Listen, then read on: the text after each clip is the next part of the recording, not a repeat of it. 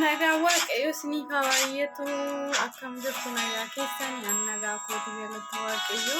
Faarfannaa darsisaan sarmuu kana dhaggeeffadhaa itti hojjetamaa. Hedduu malkaa kootti.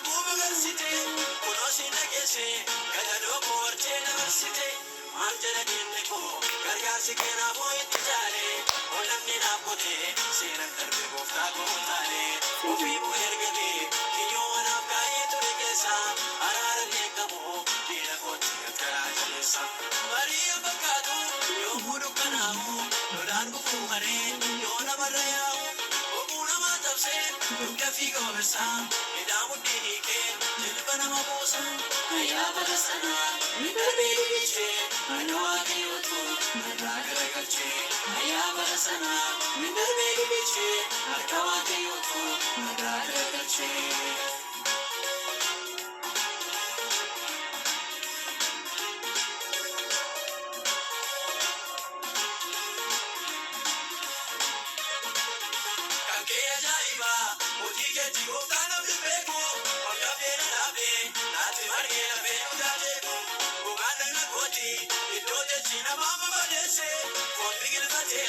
Masanu konda sikalese, rana na rate, arranka warge jalakesa, tabshaya tabata, dira kotu bitaga nilesa, jalana bapteta, nulanga kala mona rayao, walatina koti, makora ke kunoga katao. Maria bakatu, yomudu kanao, nulan kufu mare, yona barayao, oguna matapse, nukta figo besa, idamu dihike, jilbana mabosa. Ayyaa bara sanaa ni darbee dhiichee akka waaqayyootu narraa garagalchee. Ayyaa bara sanaa ni darbee dhiichee akka waaqayyootu narraa garagalchee.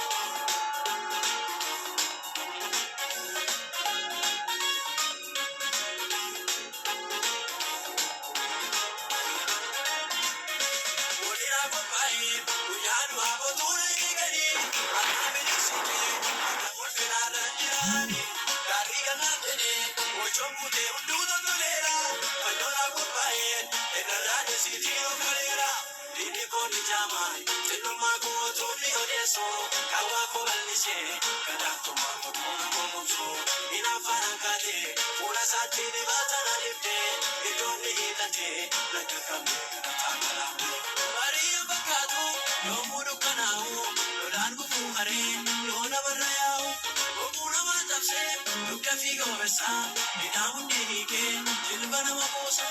Ayyaa bara sanaa, hin darbee dhiichee, akka waaqayyootu narraa garagalchee.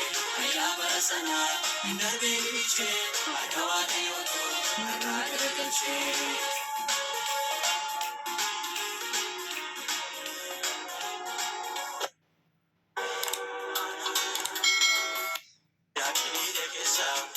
Se pase la cacoca me, tola que va a tener una